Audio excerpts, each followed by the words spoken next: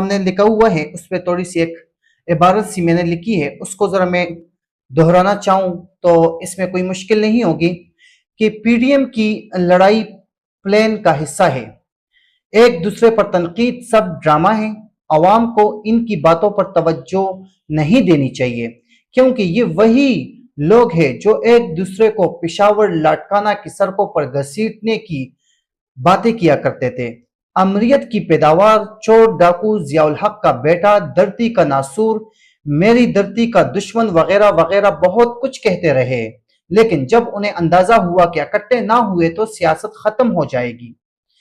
اسی لیے P D M کا شکل میں سب نگینے اکٹھے ہوئے، اپنے کیسز معاف کروائے، عوام کو دلدل میں دھکیلنے کے بعد لندن دبئی کی سیر و تفریح کے لیے نکل گئے۔ ایک بار پھر وہی دشنام ترازی شروع کر دی، جیسے ہی الیکشن ہوں گے سب